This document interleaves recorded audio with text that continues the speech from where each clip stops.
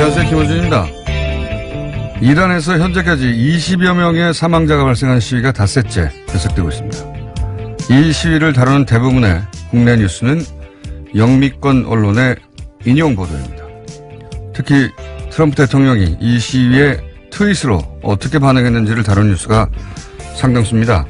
이런 국제 뉴스가 나면 가장 먼저 미국 언론을 검색해 보기 때문이겠죠. 사실 현재 벌어지는 이란의 시위와 트럼프의 주장과는 아무 관련이 없습니다. 이란 시위는 트럼프가 주장하는 이란의 테러 지원 때문도 아니고 정권의 잔혹한 인권 침해에 저항하는 것도 아니고 미국의 정책에 동조하거나 이란의 대미 전략에 반대하는 것도 아닙니다. 여기서 트럼프를 언급한다면 트럼프가 자신이 주장했던 것과는 전혀 무관한 성격의 시위를 아전인수로 해석해 헛다리를 짚고 있다. 이런 뉴스가 나와야 하는 거죠. 그리고 실제 이란인들의 시각으로 이란의 내부 문제가 무엇인지 이야기하는 뉴스가 나와야 정상입니다.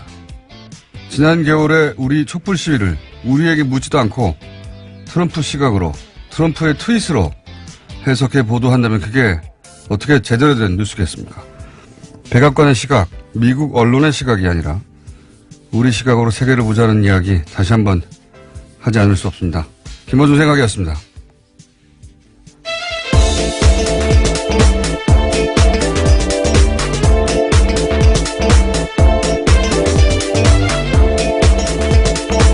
시사인의 김은지입니다.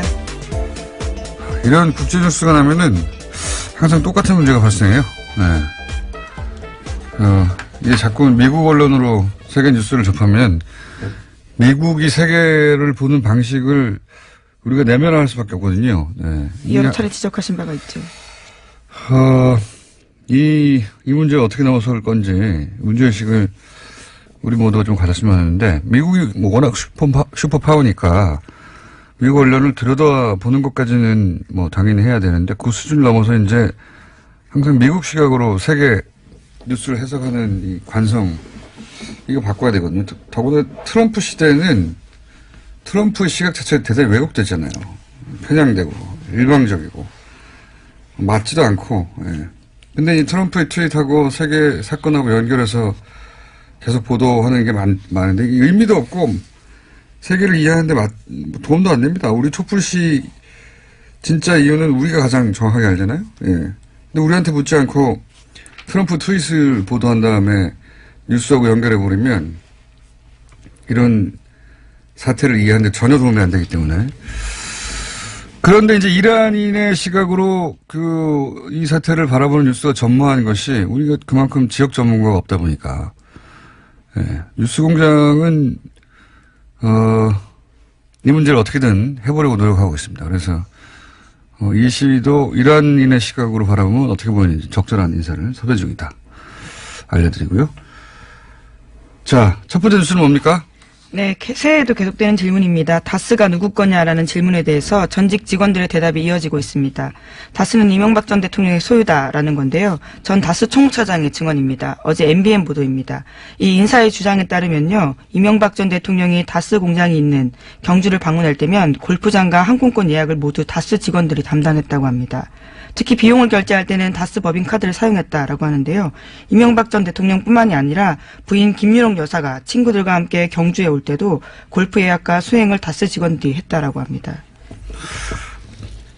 다스 뉴스가 이제 풍년입니다. 예, 요즘 자잘한 뉴스들도 많고 다스는 누구 겁니까? 작년부터 묻기 시작한 뉴스 공장으로서는 아주 뿌듯한데 이 뉴스도 이제 자잘하지만 실소유주가 누구냐 하고 연결된 거죠. 예. 이명박 전 대통령 본인 입으로도 자기는 이 회사가 아무 상관없다는 거잖아요. 예. 주식도 사실은 하나도 없고. 그런데 이제 그 회사에만 가면 물청소를 한다지 않습니까?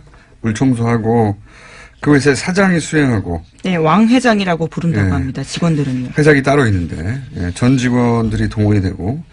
그냥 상식적으로 생각해 보면 돼요. 자기도 아무 상관이 없다고 하고 주식도 하나도 없는데 왜 사장이 직접 수행을 하느냐. 그리고 이런 편의를 제공하고 직원들이 동원되느냐. 이런 보도들이 계속 나오겠고, 관련해서 자잘한 뉴스 혹은 큰 뉴스도 계속 나올 텐데, 어제 보니까 그 격리팀 120억을 혼자 횡령했는데 여전히 그 격리를 보게 그냥 둔 직원 관련해서 또 다른 보도도 있더라고요. 예, JTBC가 보도했는데요. 그 조아무개 씨라는 이름입니다. 예. 전직 격리팀 관계자들의 증언인데 다스의 회계 시스템상 120억 원대의 횡령을 말단 직원인 조 씨가 개인적으로 하기 어렵다라고 했다는 건데요.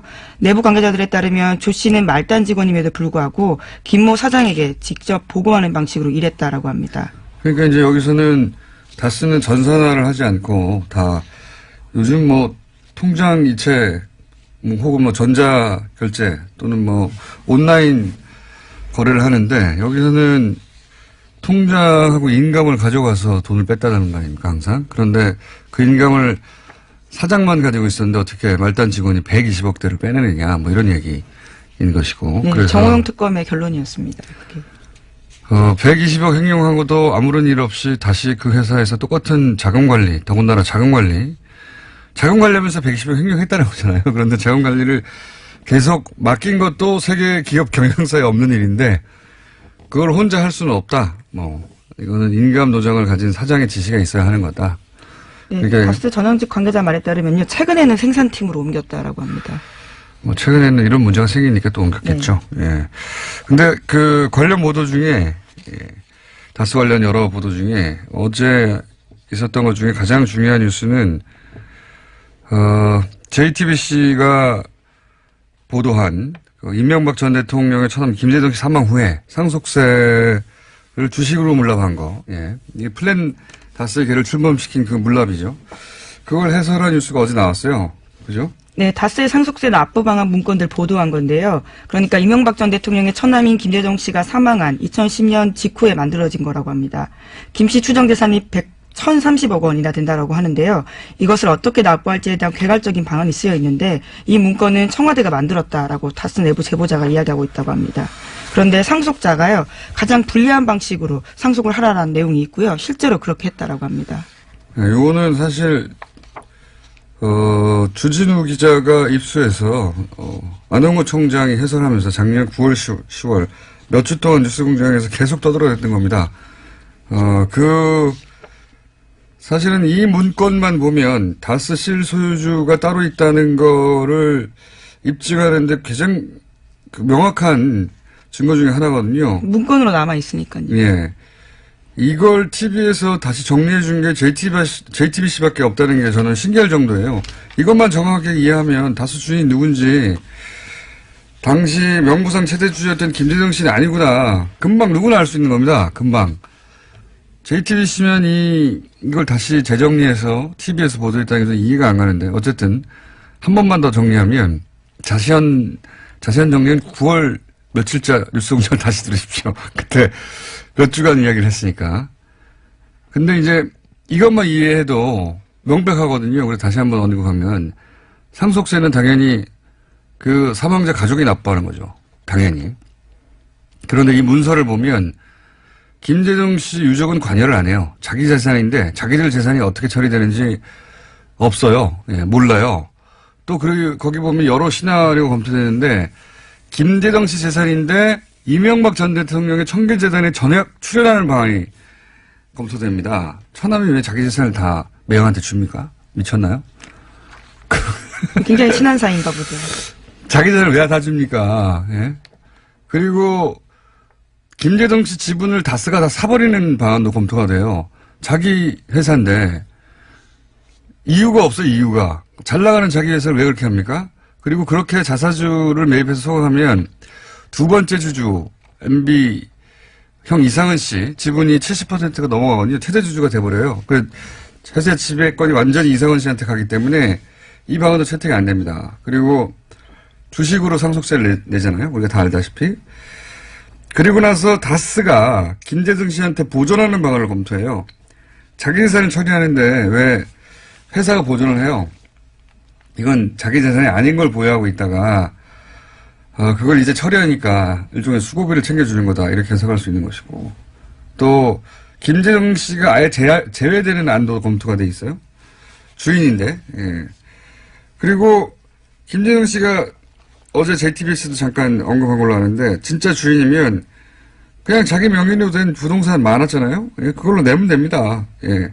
왜냐면은 다스는 조 단위 매출을 내는 회사잖아요.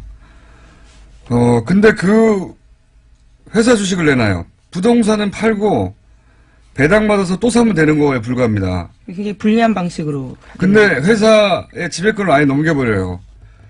바보고 이런 바보가 있습니까? 부동산 냅두고.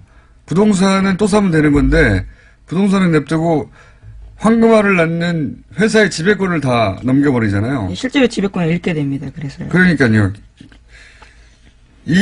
정말 이상한 게 김재정 씨 가족이 회사를 상속받는 과정에서 거꾸로 회사의 소유권을 상실해요. 자기 게 아니다라는 증거일 수 있는 거죠. 네, 말이 절대로 안 돼요. 예, 말이 절대로 안 되고 이명박 대통령 측에서는 이제 다스 비자금 이야기 혹은 다스 실소유주 논란이 황당하다 이런 반응도 있잖아요. 네, 그렇죠? 어제자 채널A가 그렇게 보도했습니다. 그쪽에서. 그러면서 뭐 정치보복 얘기하는데 이거는 정치보복이 아니라 그러니까 이명박 전 대통령이라서 정치보복을 하는 게 아니라 전직 대통령이라서 너무도 뻔한 걸 못 본 척 해주고 있는 겁니다. 정치보복은커녕 정치적 혜택을 너무나 많이 보고 있었던 거예요. 지금까지. 너무 명백한데 하지만 이명박 전 대통령 쪽에서는요, 이런 이야기합니다. 막연한 추측으로 상식에 맞지 않는 이야기하면서 수사하고 있다. 그러면서요, 수사할 사안도 아니고 완전한 무법천지다라고 반발하고 있습니다. 무법천지를 누렸죠, 본인들이. 이건 너무 명백한 겁니다. 대통령이었기 때문에 넘어가 준 거예요. 네? 게다가 다스 전 직원 같은 경우에는 다스가 이명박 전 대통령 소유다라고 진술했더니 이에 대해서는 그 사람들은 다스에 대해서 정확하게 알지 못한다라고 반박했습니다. 이 측근들이 누군지 모르겠는데 이분들은 다스에 10몇 년간 근무한 사람들이에요. 다스를 모르는 건 자기들이죠. 예. 대통령을 했었기 때문에 넘어가진 겁니다. 무마하고 대통령이었기 때문에 복수를 하는 게 아니고요.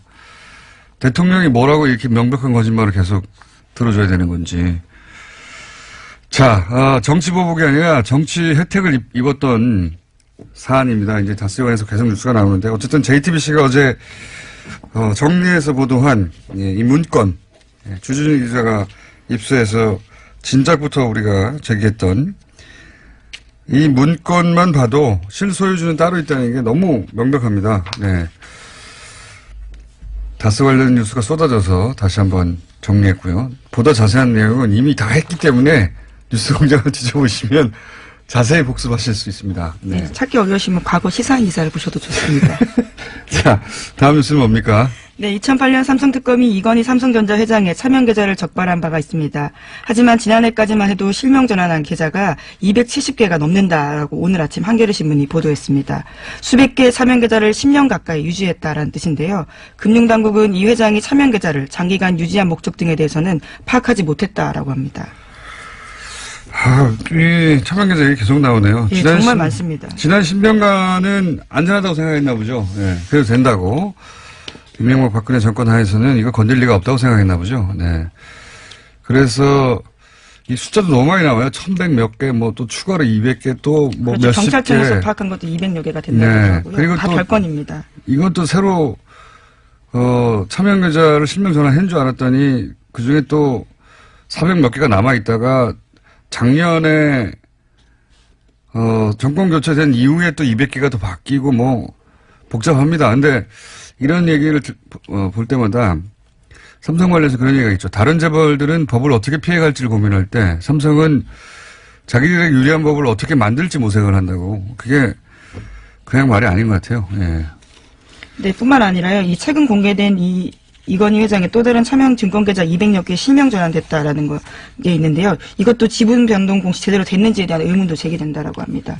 한겨레신문이 관련된 포털을 찾아봤는데요. 관련 내용 없다라고 하거든요. 너무 복잡해서 한번 정리를 따로 해야 될 것 같아요. 숫자도 너무 많고 뭐가 어떻게 됐다는 건지 들으면 들을수록 좀 있으면 또 추가되니까요. 어쨌든 차명으로 비자금을 관리하던 게 다 해결된 줄 알았더니 지난 10년간 해결되기는커녕 다 밝혀지지도 않았고 계속해서 새로운 게 밝혀지고 그리고 그것도 실명 전환도 안 하고 있었다. 무슨 배짱이었냐 뭐 이런 뉴스입니다. 예. 밝혀나가야죠. 차근차근 다. 삼성이라고 해서 받을 수는 없는 거 아닙니까? 자, 다음 수는요? 네, 어제 통일부가 남북 고위급 회담을 오는 9일에 판문점에서 열자고 북한에 제안했습니다. 평창 올림픽 선수 명단 제출 마감 날짜가 오는 29일로 다가온 만큼요. 서둘러서 만나자라는 건데요. 회담 참석자를 고위급으로 하자라는 제안도 덧붙였습니다. 이건 뭐 윤석열 위원장이 제안을 먼저 했으니까 여기에 대해서 화답하는 건데 그거 반응이 나오긴 나오겠죠. 근데 이제 우리 애를 충분히 태운 후에 나오겠죠. 북한의 패턴이나 방식으로 보자면 바로 응답은 안 하겠죠. 예. 네, 어제 조명근 장관 같은 경우에는 고위급 회담 제의를 관련해서는요. 북한과 사정교감은 없었다라고 밝힌 바가 있습니다. 하지만 미국과는 긴밀하게 협의했다라고 합니다. 알겠습니다. 뭐 응답이 있긴 있겠지만 금방 있지는 않을 것 같고요. 자, 다음 뉴스는요. 네, 해가 바뀌어도 여전히 박근혜 전 대통령은 법정에 나오지 않고 있습니다. 국선 변호인이 심지어 박근혜 전 대통령의 건강 상태를 확인해달라고 재판부에 요청했는데요. 서울구치소에 병상조회 신청을 낸 겁니다. 국선 변호인단은 박근혜 전 대통령이 몸이 좋지 않다고 하는데요. 사실조회에 적시된 여러 내용을 확인할 필요가 있다라고 주장했습니다. 그래서 법원이 이를 확인할 필요가 있다면서 신청을 받아들였습니다. 주로 관절염 쪽으로 호소하시더라고요. 발가락으로 시작해서 그 다음에는 무릎 통증, 그 다음에 허리 통증 이런 걸 자주 호소했던 걸로 기억하는데 발가락 무릎 통증 때문에 재판을 거부한다는 얘기는 제가 처음 들어봤습니다만 역시 전직 대통령이라서 어찌하지 못하고 지금 변호인단도 안 만난다는 거잖아요. 아무도 안 만나고 아마도 선고할 때도 안 나올 것 같아요. 그래서 본인은 그렇게 당했다라고 하는 그런 스탠스를 취하려고 하는 것 같습니다. 아프실 예정이라고 오래전부터 얘기했는데 계속 아프실 예정을 실행하고 계시고요. 다음 뉴스는 뭡니까? 네, 국방부의 군 사이버 댓글 사건 조사 TF가 있는데요. 여기서 2013년 당시 군 수뇌부가 군의 대선 개입 사건의 실체를 축소 은폐했다라는 의혹에 무게를 두고 조사를 벌이고 있다라고 합니다. 2013년만 하더라도 국방부 조사본부는 이태하 신의전단장의 개인적 일탈이다라고 밝힌 바가 있는데요. 당시에는 전현직 사령관 등 군 수뇌부의 정치 개입 없었다라고 밝힌 바가 있습니다. 하지만 이에 대한 재조사가 좀 무게를 싣고 진행되고 있다라고 합니다. 이건 저희가 2주 전쯤에 다룬 것 같은데, 군이, 군을 수사할 때, 생기는 문제, 압수수색을 하라고 했더니, 압수수색을 못한다고 해서, 거기 가서 검색으로 찾고 있다는 거 아니었습니까? 키워드 검색하고 있다는 거죠. 이 말도 안 되는 건데, 사실은 키워드 검색에 안 걸리게 얼마든지 만들 수 있거든요. 문서를 간단히 암호화할 수도 있는 것이고. 근데 그 압수수색을 못하게 하니까, 그거 압수수색 영장 있는데도 못하게 하니까, 그래서 제대로 수사가 되겠는가. 네, 4주째 압수수색하고 있다라는 보도도 있었습니다. 말이 됩니까? 압수수색은 들어가서 바로 가져가면 되는데. 그렇죠. 굉장히 기습적으로 해야 되는 상황인데. 그리고 생각해보면 24시간 그 검색할지도 않을 거 아니에요. 퇴근한 다음에는 그 PC를 건드리면 누가 합니까? 프리징도 못 한다는 얘기인데. 게다가 전력이 있잖아요. 국방부에서는 초기에는 사이버 사령부 에서 댓글 단계 개인적 일탈이라고 했었거든요. 그때 국정원 대응하고 판박이죠. 국정원도 꼬리 자르기 했었습니다. 네, 개인적 일탈이라고 했었고 이게 말도 안 되는 게 매일 보고서를 작성해서 사인 받고 결제 받고 했다잖아요. 어떻게 개인적 일탈입니까 그게. 매일매일 보고했다는데. 네, 2013년 당시에도 조사하던 사람들은 이에 대해서 제대로 해보려고 했었는데 헌병 수사관이 질책받고 오히려 다른 팀으로 옮겨졌다라고 합니다. 그러니까 군이 이제 이 결과 발표를 일단 보긴 봐야 되겠습니다만 군이 수사해서 결과를 발표했는데 미흡하다. 처음부터 다시 해야 됩니다, 이건. 네. 특히 군의 정치개혁은 그 어떤 국가범죄보다 철저히 따져서, 다시 이런 일이 없지 해야 되기 때문에 군이 그 역할을 스스로 못하면 그런 기회가 주어졌는데 다시 해야 된다고 봅니다, 저는. 처음부터. 구태타가 별 게 아니에요. 예. 군이 정치에 개입하면 구태타인 거지. 자, TF의 결과를 기다려 보겠습니다. 나오면 또 그때 이야기하는 것으로. 지금까지는 대단히 만족스럽지 않다. 예, 여태까지 나온 뉴스들을 종합해보면. 자, 우리 PD가 27분까지 해야지 된다고, 사인을 보내고 있는데. 네, 1분 남았습니다. 1분이 아니라, 1분도 안 남았는데. 예. 주요 뉴스 제목만 짚고 넘어가죠. 예. 네, 자유한국당 최경환 이우현 의원의 구속영장 실질심사가 오늘 열립니다. 두 사람 두 사람은요, 각각 영장 청구 후 23일 또 8일 만에 열리게 되는데요. 회기 중에는 국회 동의 없이 체포구금되지 않았기 때문에 드디어 열리게 되는 겁니다. 이정열 전 부산 판사님이 소환될 사건이 또 있네요. 영장 기각될지 발부될지에 따라서. 그리고 또 어떤 뉴스가 있습니까? 네, 트럼프 대통령이 2018년 트위터로요, 파키스탄을 공격했습니다. 이에 대한 비판이 있자요, 트윗에 대한 엄포로만 끝나지 않고 미국 국가안보위원회가 파키스탄에 대한 규모 2천억 원대 규모의 원조 계획을 보류한다라고 발표했습니다. 트럼프 대통령은 나중에 역사에 기록될 거예요. 예. 성명으로 할 내용, 혹은 뭐, 공식적으로 발표할 내용을 다 트윗으로 그냥 해버리니까. 트윗을 해놓고 좀 이따가 트윗을 바꾸기도 하고요. 내용을. 말도 안 되는 거라고 봅니다. 네. 근데, 트윗으로 다 해요. 트윗으로. 예. 자, 정치를 트윗으로 하는 최초의 대통령이자 제 생각에는 마지막 대통령이 될 것 같아요. 여기까지 시간이 됐네요. 자, 지금까지 시사인의 김은지였습니다. 감사합니다. 자, 새해 들어서 거의 모든 언론사가 여론조사를 쏟아내고 있습니다. 네. 저희는 여론조사를 하지 않았지만 남들이 해놓은 걸 조각 분석하도록 하겠습니다. 두 분 나오셨습니다. 박시영 유엔제코리아 부대표 나오셨습니다. 안녕하십니까? 네, 반갑습니다. 박시영입니다. 네. 배종찬 리서치 본부장님 나오셨습니다. 안녕하십니까. 새해 복 많이 받으십시오. 복 많이 받으시고요. 두 분 다. 네. 네. 이게 이제 비디오로 보시는 분들이 이게 나가는지 모르겠는데 이게 덩치 매치입니다. 거의. 네. 예. 덩어리가 큰 분들이 나오셔가지고 제가 왜소해 보여가지고. 아니, 전혀 아닙니다. 전혀 아니긴요. 제일 큰 분이. 공장장님께서 제일 크십니다. 배종찬 본부장님이 뭐 우열을 가리기 힘든 덩치들이긴 한데 네. 제일 큽니다. 제가 보기엔. 씨름단 아닙니다.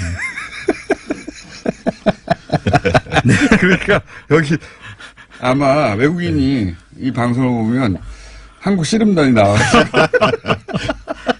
스포츠에 관련된 이야기를 한다고 생각하지 않을까. 네. 네. 그런 덩치들이 나와서. 자, 여론조사 굉장히 많이 나왔어요. 여기저기서. 네. 근데 이제 윈지 코리아나 리서치가 한 건 없죠. 확인했습니다. 리서치도 확인했습니다. 신년 여론조사를 발표했습니다. 네. 알겠습니다. 근데 이제 특정 여론조사 기관이 한 거 말고 혹은 네. 특정 언론기관이 한 거 말고 전체적인 추세를 10개 다 읊을 수는 없으니까요. 네. 추세를 보는 것으로 해보죠. 우선 연초에 문재인 정부 평가는 어떻습니까? 연초에. 실제로 지난 연말에는 대개 이제 70%를 오가는 것으로 예. 오르내리가 했는데 실제로 연말에 전화면접 조사로 해보니까 70% 후반대, 75, 77, 8 더 올라갔습니다. 그게 무슨 효과입니까? 연말 연시 효과입니까? 한 해를 돌아보면서 전체적으로 보니까 괜찮았네 이런 건가요? 네, 그런 것 같습니다. 그래서 대개 이제 전화면접 조사를 하면 ARS 조사에 비해서 대체적으로 정치 고관여층이 아닌 소극적 관여층들이 응답을 많이 하는데요. 그래서 이제 흔히 말하는 중도층들이 많이 잡히는데 그런 층에서 대통령에 대한 우호적 시각이 상당히 두텁다는 것이 확인되고 있습니다. 그런데 연말 들어서 더 그런 어떤 현상들이 높아진 것 같습니다. 본부장님 보시기가 어떻습니까? 대통령 지지율 그러면 이제 주로 이제 12 일종의 딴지일 수도 있는데 왜 이렇게 높으냐? 네. 난 이해가 안 된다. 그렇게 말하는 보수 진영의 분들이 많죠. 네, 그래서 보수 응답자들이 많이 참여하지 않았다라는 이야기를 하기도 하거든요. 그렇죠. 근데 그런 모든 걸 감안하더라도 문재인 대통령의 지지율은 매우 높은 것입니다. 방식이 바뀐 것도 아니고 그만큼 이 문 대통령 지지율의 특징 자체가 이 국정 운영 스타일에 대해서 이 국민들이 주목하고 있다. 파격적인 소통 행보. 그러니까 관리하고 있는 지지율로도 보여집니다. 그만큼 추진 동력을 얻기 위해서는 지지율이 중요할 수밖에 없는 것이거든요. 네. 그 중요성을 알고 있다고 봐야 되겠죠. 그러니까 숨은 보수표가 얼마나 되느냐. 샤이 보수. 이게 늘 이제 관심권은 일부 있다고 봅니다. 저는 5% 남짓은 있다고 보는데 중요한 것은 조사할 때 중앙일보나 조선일보나 이런 어떤 보수 매체에서도 여론조사를 하거든요. 그러면 어디가 의뢰한지를 표명을 합니다. 조선일보 의뢰로 중앙일보 의뢰로 한다. 이런 사실을 밝히기 때문에 보수층이 대거 숨었다. 이거는 굉장히 착각이라고 생각합니다. 있을 수는 있지만 네. 크지 않다. 그렇게 크지 않다.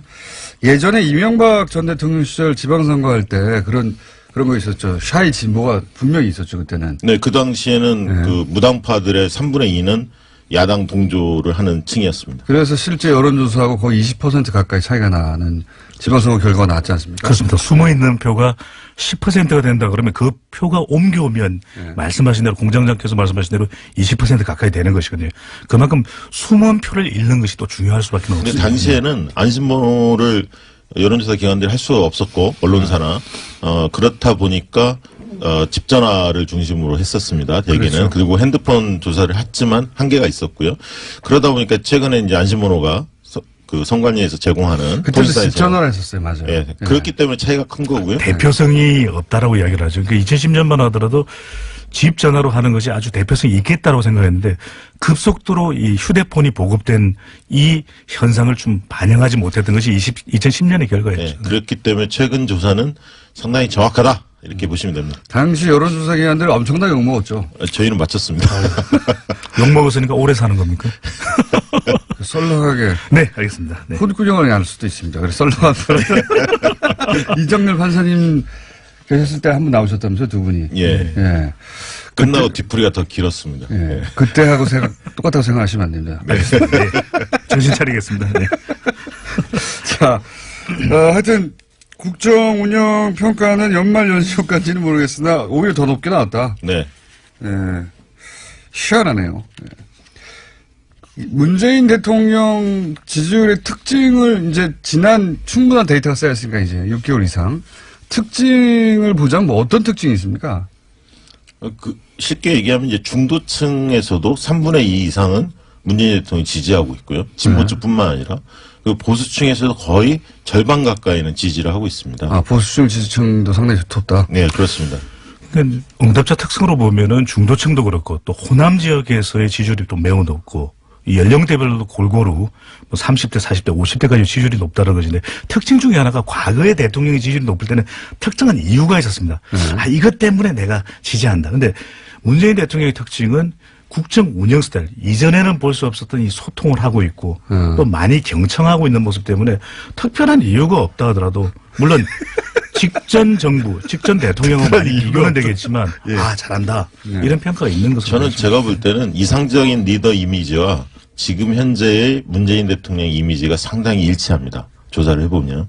그래서 이제 그런 측면에서 국민들이 나름대로 높은 인기를 그 대통령이 부과하고 있는 것은 그만큼 어떤 리더가 우리 시대에 필요한가 이런 사람들의 마음속에 있는 상들이 있는데 그 상과 지금 문재인 대통령의 이미지가 상당히 중첩된다. 그래서 보입니다. 이것 하나 꼭 말씀드리고 싶은데 이 일반인들이 대통령의 전화를 받았을 때 굉장히 놀래거든요. 근데 그 감동도 굉장히 진할 수밖에 없는 것이 일본의 이 오부치 총리가 오부치 대화 전화라고 해서 큰 감동을 불러일으켰었는데 문재인 대통령이 직접 국민들에게 전화를 해서 소통하는 그런 모습들이 다른 통화가 되지 않았던 국민들조차도 감동을 받을 수밖에 없는 것이거든요. 깜짝 놀랄 수 있는 겁니다. 나 대통령입니다. 그러면 누가 대통령이라고 믿겠습니까? 아니, 당신이 대통령이면 난 수상이야, 총리야. 이럴 수 있는데 그런 전화가 된다라는 것. 네. 알겠습니다. 배 본부장님의 유머 코드는 이해했고요. 네. 시도를 많이 해주십시오. 그중에 터질 수도 있으니까. 알겠습니다. 어쨌든 특정 이슈 때문에 지지한다라기보다는 그 스타일 자체 또는 뭐 시대에 맞는 상을 가지고 있는 거군요. 그렇죠. 네. 그리고 추진하는 방향 자체에 대한 적절하다. 왜냐하면 적폐청산에 대한 공감도도 높지 않습니까? 실제로 해보면. 이러면 참 야당이 답답해지는 겁니다. 그렇죠. 예. 반면에 야당은 좀 죽을 쓰고 있고요. 예. 이러면 특정 이슈를 공략한다든가 특정 인기 요인을 공략하면 되는데 그거 참 곤란해지는 상황이고요. 자, 그럼 지방선거 얘기를 또 해보겠습니다. 올해 정치권에서 가장 중요한 이벤트는 지방선거고 결국 이 지방선거 결과에 따라서 이제 정계 개편이 날 수도 있고 뭐 굉장히 많은 변화가 있을 수도 있는데 격전지 보통 얘기하잖아요. 네. 근데 현재까지 발표된 여론조사 뭐 6개월 남긴 했습니다만 현재 기준은 격전지가 안 보여요. 그러니까 지금 네. 뭐 제주나 몇 군데에는 조사 결과가 나오진 않았는데 대략 흐름 보면 17개 광역단체 중에서 자유한국당이 앞서는 지역은 경북 지역 하나만 있는 것 같습니다. 현재적으로 보면. 물론 이게 이제 선거가 다가올수록 바뀌겠죠. 당연히. 네. 그 특징으로 보면 결국 이제 보수의 몰락 첫 번째. 두 번째는 현역들의 고전. 이 두 가지로 압축할 수 있을 것 현역들의 같습니다. 고전요. 예. 현역이 이렇게 높게 안 납니까? 예, 박원순 시장을 제외하고는 상당히 현역들이 고전하는 것으로 상당 지역들, 충청권을 빼고요. 영남이나 호남 등등. 박원순 시장을 제외하고는 그렇습니까? 네. 네. 예를 들면 인천, 경기 유정복, 그다음에 남경필 다 고전하고 있고요. 부산의 서병수 고전하고 있고, 울산의 김기현도 그 만만치 않은 상황인 것 같고요. 대구의 권영진도 그렇고요. 광주로 가면 또 윤장현 등등이 다 좀 고전하고 있는 것으로. 그렇습니까? 예. 전통적으로 보면 이제 현역 단체장의 현직 효과도 있는 반면에 피로감도 크거든요. 그러니까 뭐 단체장을 좀 바꿔보자 이런 심리가 또 많이 작동을 하고 있기는 한데 선거에서 지금 일종의 기울어진 운동장, 여당에게 상당히 유리한 구도가 쏟아져 나온 신년 여론조사에 나타난 이유는 선거에 결정적인 영향을 미치는 게 세 가지입니다. 하나는 이제 지지율, 대통령과 정당의 지지율, 또 구도, 그다음에 후보인데 여기서 대통령의 지지율도 상당히 높거든요. 후광 효과가 나타나고 있고 또 정당 지지율도 더불어민주당이 거의 단독 질주를 하고 있고 근데 구도인데 지금 뚜렷한 구도가 보이지는 않거든요. 2010년에 무상급식, 2014년에 세월호 사고, 국민안전. 근데 또 곰곰이 따져보면 지난해에 이은 구도가 계속 연결되고 있거든요.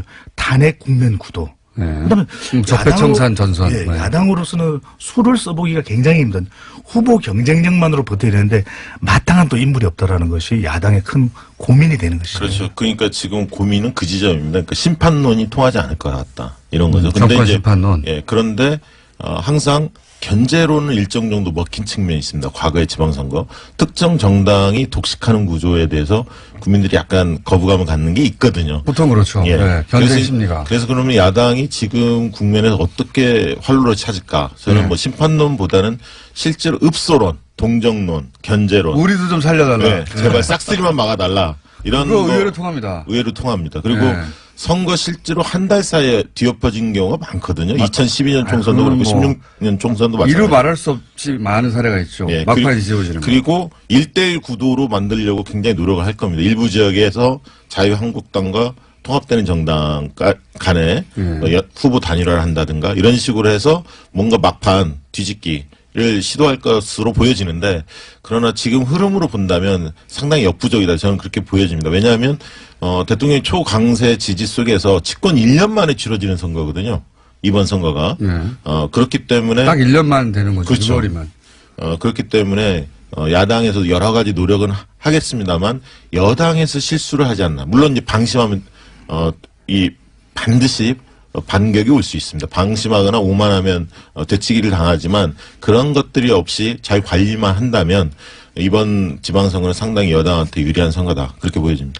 그래서 뭐 자유한국당을 비롯해서 이제 야당에서는 무당성 비율이 상당히 높지 않느냐. 그러니까 이들이 지난 이전에 지방선거에서 봤던 숨은 표다.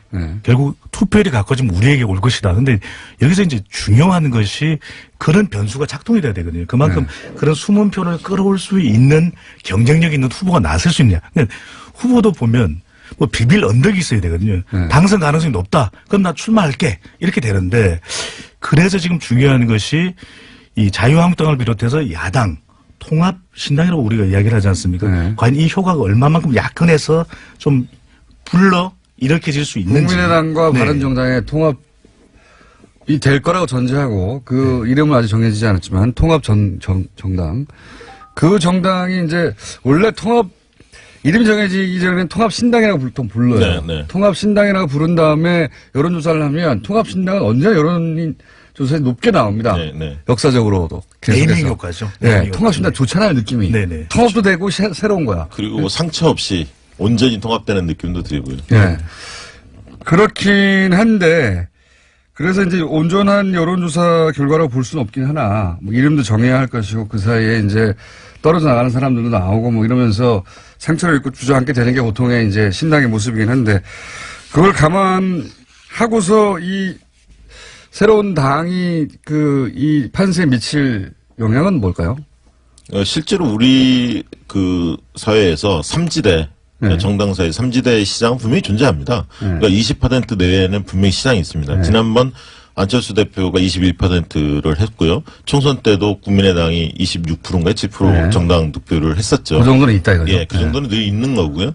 그런 측면에서 지금 통합신당이 15에서 20% 선에서 정당 지지율, 가상 지지율인데요. 기록하는 거는 가능할 수도 저는 있다고 봅니다. 캠페인 효과가 극대화된다면. 다만 이게 이제 상처 없이 가야 하는 거고, 아까 그 국민의당과 통합하는 과정에서 많은 분이 떨어져 나간다든가, 바른정당에서 뭐 남경필 지사나 등등 주요 인사들이 이탈을 했을 경우에는 그렇게까지 시너지 효과는 없는데, 다만 좀 주목해서 봐야 할 지점은 이게 왜 좀 시너지가 있느냐. 그 자유한국당이 그야말로 대안으로 못 써 있기 때문에 그런 거죠. 그리고 두 번째는 유승민이라는 상당히 보수에서 매력적인 카드가 아직은 상처를 덜 받았습니다. 안철수 대표는 굉장히 상처를 많이 받아서 비호감도가 굉장히 높은 반면에 유승민 대표가 살아있는 거죠. 비호감도가 높게 나옵니까 요즘? 안철수 대표? 예. 굉장히 높습니다. 여론조사로. 예, 그래서 실제로 서울시장 지금 여론조사 해보면 유승민 대표가 안철수 대표보다 훨씬 높은 것을 확인할 수 있습니다. 몇몇 조사에 드러났는데요. 예, 그렇습니다. 말을 갑자기 끝내셔가지고. 우리가 지금 효과가 있느냐 효과가 없느냐 공장장께서 말씀하셨던 대로 신당이라고 하는 이름은 일단 주목을 받게 되는 효과가 나타나는 통합신당 것이거든요. 이름이 항상. 그러니까요. 예. 또 이것이 이 폭우냐 가랑비냐. 예. 폭우면은 아주 영향력이 클 텐데 그렇지 않더라도 가랑비 정도만 돼도 우리가 가랑비에 옷 젖는다 그러지 않습니까? 네. 그러면 이 효과는 분명히 나타나는 것이 적어도 선택지를 줄여주는 것이거든요. 바른정당과 이 국민의당이 통합되면서 선택지가 3개 정도로 정리가 되는 셈입니다. 네. 더불어민주당, 자유한국당, 그리고 통합신당. 정의당도 있습니다만. 네, 물론 예. 정의당도 있어요. 정의당의 파괴력을 결코 무시해서는 안 되는 것이고요. 근데 여기서 그렇게 되는 경우에 여론조사 결과에서 보여지는 것은 자유한국당하고 상당히 경쟁하는 정도의 수준은 올라선다라는 것이거든요. 그러니까 더불어민주당의 위협적인 존재는 안 되겠지만 내년 지방선거에 적어도 광역단체장에 뭐 큰 영향을 주지는 못하겠지만 기초단체장도 있거든요. 후보에 훨씬 더 주목하게 되는 것이 기초단체장. 강역의원 선거 정도에는 영향을 줄 수 있다. 이런 또 분석도 가능해요. 그러니까 이 선거에 있어서 지방선거는 총선과 조금 다른 특성이 있습니다. 뭐냐면 우리 편을 그냥 무조건적으로 지지하는 게 아닙니다. 그러니까 같은 갑이면 우리 편을 지지하지만 능력에 대한 차이가 있으면 잘할 사람을 뽑는 선거가 지방선거입니다. 그래서 인물 요인이 상당히 큰 선거예요. 역대 다 그랬습니다. 특히나 젊은 층일수록 무조건적인 지지가 아니라 조건부 지지를 보내고 있습니다. 근데 오히려 장년층, 노년층들은 무조건적인 지지를 합니다. 그러니까 번호 보고 투표하는. 그렇죠. 예. 거기는 정당 요인이 큰 거고요. 장년층은 예. 젊은 층은 인물 요인을 높게 보고 있습니다. 그런 점을 감안했을 때 여당이 그 낙관을 할 수는 없는데 다만 이런 점은 있습니다. 문재인 정부의 중간 평가로 지방선거를 지금 몰고 가고 있거든요. 야당도 그렇고 언론도 그렇게 몰고 가고 있는데 중간 그것은 이게 너무 짧지 않습니까? 그러니까 중간 평가로 몰고 가면 몰고 갈수록 야당이 늪에 빠지게 돼 있습니다. 대통령 선거로 가면 이 부분이 하나 대통령 지지율이 너무 높기 때문에. 그렇습니다. 두 번째는 개헌 정국이 있다는 겁니다. 물론 개헌이 그 지방선거 동시투표가 안 될 가능성이 높습니다만 이 과정에서 지방 분권에 대한 어떤 국민들의 공감대가 상당히 커지다 보면 개헌, 지방 분권을 강화하지 않은 개헌에 대해서 반대하고 있는 자유한국당 이 부분들이 지방선거에 나서는 기초단체장이나 광역단체장, 자유한국당 후보들로서는 굉장히 곤혹스러운 대목입니다. 때문에 이 분권을 그 전면에 내세워서 이 개헌 드라이브가 걸렸을 때 자유한국당이나 바른정당 이런 분들이 굉장히 고전할 가능성이 있다는 거죠. 보수 야당이 그러면 살 수 있는 방법은 아까 말씀하신 읍소 네. 한 번만 살려줘. 이거 말고. 그리고 여권의 어떤 오만과 이런 어떤 방심 속에서의 어떤 뭐 자중질환이 당내 경선에서 뭐 파열음이 난다든가. 건방진 태도를 네. 보인다든가. 네. 예상을 뛰어넘는 공천도 중요한 또 변수가 될 수 있을 것으로 보여지거든요. 왜냐하면 우리가 의외의 광역단체장만 주목을 하는데 기초단체장의 경우에는 우리가 잘 모르고 있지만 또 기초단체장에서 얼마만큼 당선시키느냐, 강의의원 또 정당 투표도 있고 교육감 선거도 있거든요. 그러니까 이런 데서 아예 예상하지 못했던 그런 인물들을 등장시킬 경우에 그런 부분도 선거에서 중요한 변수가 될 수 있는 부분이거든요. 네. 네. 그리고 하나 말씀을 더 드리면 이 지방의원들도 굉장히 중요합니다. 그러니까 기초의원, 광역의원을 우리가 뽑지 않습니까? 광역단체장, 기초단체장을 뽑듯이. 왜 중요하냐면 지난번 성남시 사례를 보면 기초의원들 중에서 자유한국당 출신 의원들이 반대를 해서 복지에 관련된 그렇죠. 획기적인 맞습니다. 정책들이 예. 시도 자체가 안 되는 거예요. 시장만 뭐 바뀌면 다 바뀔 줄 아는데. 네, 그리고 거기서 다 통과돼야 되니까. 그렇죠. 앞으로 이제 자치분권이 강화되면 강화될수록 지방의회의 위상과 권한이 커집니다. 그래서 우리가 광역단체장만 잘 뽑을 게 아니라 지방의원에 대해서 신경을 써야 한다는 거죠. 국민의당과 바른당 통합 요 자체만 놓고 보자면 국민의당과 바른당이 어떻게든 통합은 될 거라고 보시죠, 두 분 다. 우여곡절이 있어 보이는데 그건 이제 왜냐하면 지지층을 보더라도 완전히 일치하지는 않거든요. 중요한 것이 우리가 얼마만큼 효과가 있느냐가 두 당의 이 구성원들이 통합되는 것도 중요합니다. 지지층들이 통합이 돼야 됩니다. 그렇죠. 여기서 이제 그렇죠. 시너지 효과가 나타나야 되는데 네. 그러기 위해서는 통합 과정이 매우 중요하다는 거죠. 아주 순조롭고 또 갈등을 봉합해가면서 통합하는 모습을 보여줬는데 이것을 얼마만큼이나 잘할지가 이제 관건인 것이죠. 순조로울 리는 없다고 봅니다. 네. 저는. 근데 이게 잘 보셔야 할 게 지금 통합 반대파하고 통합 추진파가 있는데 어쨌든 통합이라는 프레임 속에서는 당연히 통합파가 우위를 점하고 있고 통합은 단어가 좋잖아요. 네. 그 두 번째는 뭐냐면 누가 새로움을 주고 있느냐는 겁니다. 네. 그러니까 통합 반대파가 새로움을 주지 못하고 있어요. 지금 잘 보시면. 네. 그래서 늘 사람들은 어떻게 가나 지금의 형태로서는 국민의당이나 바른정당이 지방선거에서 살아남기 힘들고 총선이나 대선에서 전망이 없다. 이게 이제 일반적인 국민들의 인식입니다. 그런 인식 속에서 뭔가 탈출구를 마련해야 하는데 반대파는 별다른 대안을 내놓지 못하고 있고 통합파는 어떻게든 뭐 새로운 탈출구를 향해서 뭔가 몸부림을 치고 있다는 거죠. 그런 측면에서 새로움이라는 그런 자산, 이미지를 좀 통합파가 틀어지고 있는 게 아닌가.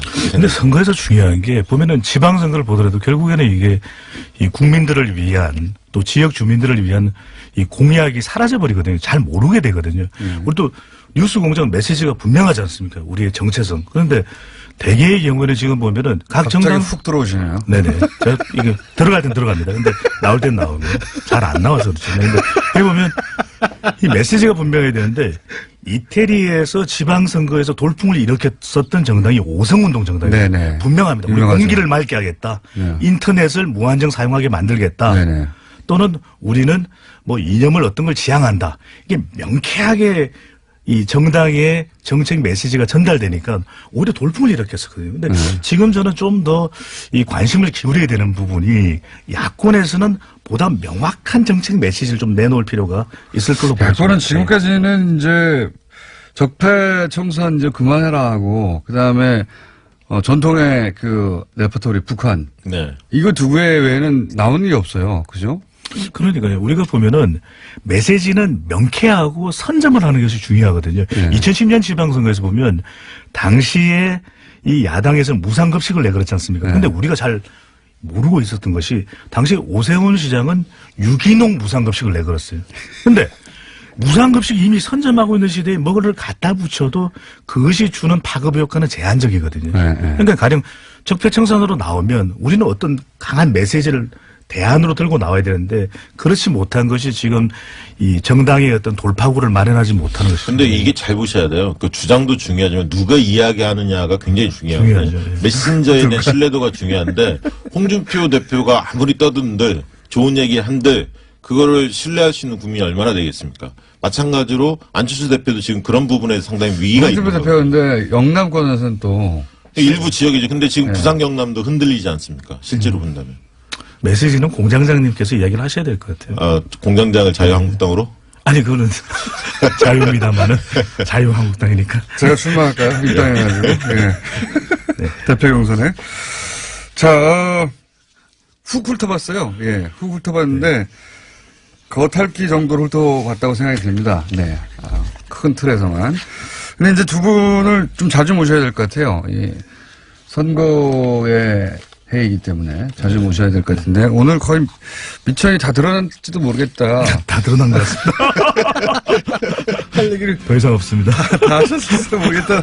라는 생각이 드는데, 재밌었기 때문에, 예, 이 덩치 매치. 네. 앞으로 좀 자주 이어갈까. 빅매치. 네. 네. 이어갈까 합니다. 박시영 윈즈코리아 부대표, 배종찬 리서치 뉴스 본부장이었습니다. 감사합니다. 감사합니다. 뉴스공장의 대표 코너 노르가즘, 정의당 노회찬 원내대표 나오셨습니다. 안녕하십니까. 네, 안녕하십니까. 요즘 대한민국은 희한한 야당이 있어요. 야당을 제대로 안 해봤으니까 지금 저기는 야당이 뭐 했는지 모르는 거야. 지금. 구 의원님, 예, 이젠 더 이상은 안 됩니다. 대한민국에 희한한 야당이 있어요. 나 요즘 자, 이게 그 토론을 계속 하다 정의당이 보면 야당이 아니에요, 이제. 그러니까 탄핵당했지 이 사람은. 지금 검색어를 점령하고 있는 여러 이름들. 어제 밤에 JTBC의 토론회, 신년 토론회가 있었죠? 예. 거기 나가셨더라고요. 뉴스공장이 이제 제일 싫어하는 게 전날 밤에 저희 패널들이 바로 거기 나가가지고 이빨을 다 털고 오는 겁니다. 예. 뉴스공장을 홍보하기 위해서 밤에 잠깐 나갔습니다. 그럼 나가셔서 뉴스공장 얘기하셨어야죠. 예. 어제 제가 낮에 그 청와대 신년하러에 갔는데 예. 거기서 그 인사 많이 들었어요. 김어준의 뉴스공장 잘 듣고 있습니다. 당연한 건 전 국민이 듣고 있으니까. 공영방송입니다. 확인되는. 청와대 뵐 수 있습니까? 들어야지.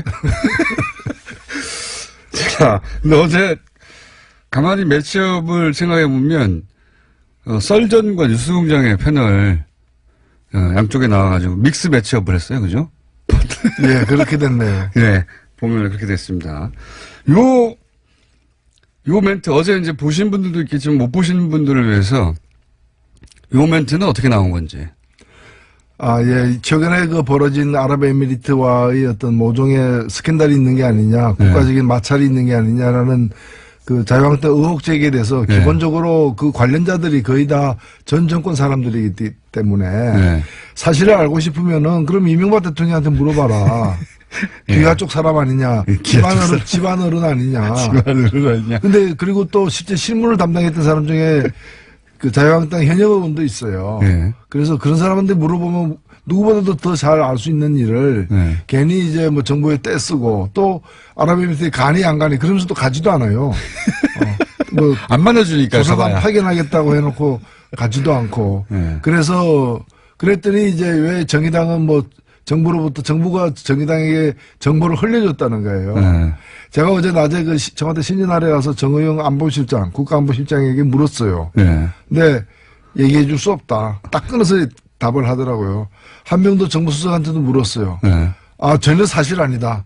낭설이다. 딱 잡아떼더라고요. 그러니까 정부로부터는 어떠한 답도 얻을 수 없는 상황인데 마치 정의당이 뒷거래로다가 청와대로부터 말을 들은 것처럼 얘기해서 아니 자기가 공부 안 해가지고 시험 성적 나쁜 걸 가지고 왜 딴 사람들은 시험 문제를 선생님이 가르쳐줬다. 이렇게 모함하느냐는 거죠. 그래서 제가 순간적으로 사실 굉장히 참은 겁니다. 뭐 거칠게 표현해서 죄송한데 많이 참았다는 말씀도 드립니다. 그런데 이제 그러니까 당했지까지만 하면 되는데 이 사람만 했다고 해가지고 왜 반말하냐 이런 얘기도 없잖아 있긴 하다고. 뭐 그런 방송 중에 그렇게 들렸다면 제가 미안하고요. 근데 김성태 원내대표 사람으로 보고 있다는 얘기죠. 사람으로 보고 제가 잘 아는 분이고 이 사람아 이렇게 했다는 얘기죠. 칭찬이네요. 근데 김성태 원내대표가 원래 그 한국노총 출신이고. 제가 그래서 잘 아시죠? 20년 전부터 가깝습니다. 뭐 그래서 이제 뭐 사석에서 하듯이 얘기를 해서 미안하긴 한데요. 그때 20년 전 김성태 원내대표가 어떤 분이셨습니까? 굉장히 뭐 총기 있고, 그리고 할 말 다 하는 나름대로 그 다크호스였죠. 전형적인 그 운동권하고는 좀 결이 다르지만. 운동권 출신 전혀 아니고요. 그런 거와 무관하게 그냥 이제 좀 뭐라 그럴까 정의파. 그런데 속했기 때문에 저는 그래서 계속해서 김성태 원내대표 만날 때마다 과거에 정의파였다. 과거에는 정의파였다. 원래 출발이 그걸 상기시켜드리고 있습니다. 하여튼 김성태 원내대표와 노회찬 원내대표는 원래 아주 잘 알던 노동운동할 때 지금은 이제 뭐 서로 입장 완전히 달리하고 있지만 그런 사이여서 또 이런 표현이 나왔던 것이기도 합니다. 하여튼 이 토론회가 굉장히 화제예요. 지금까지도 계속 검색에 오르는 걸 보면 못 보신 분들은 다시 보기로 봐도 좋을 만큼 재밌었던 토론회였던 걸로 제가 알고 있습니다.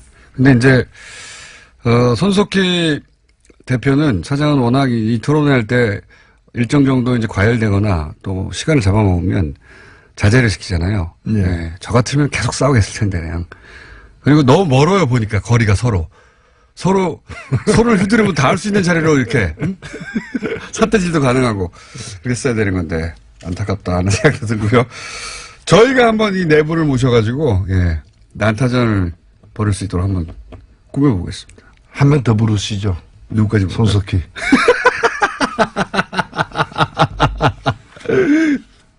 제 소원이 손석희 사장을 갖다가 토론석에 앉히고 토론자석에 앉히고 제가 사회를 보는 거예요.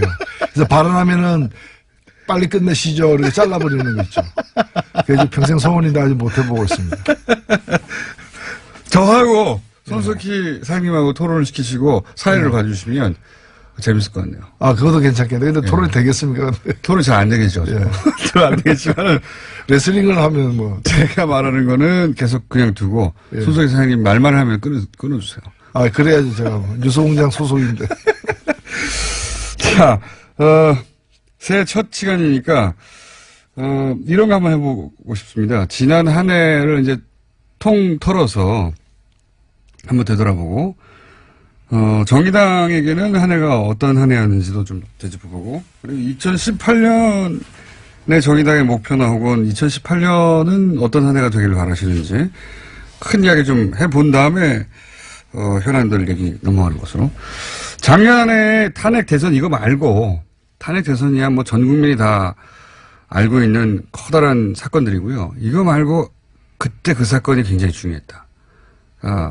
개인적인 차원에서든 뭐 정당의 차원에서든 상관없습니다. 어느 날 뉴스를 보다가 저 멘트를 듣고 뭐 시대가 드디어 바뀌는구나라고 느꼈다든지 개인적인 변곡점 요때가 중요했어.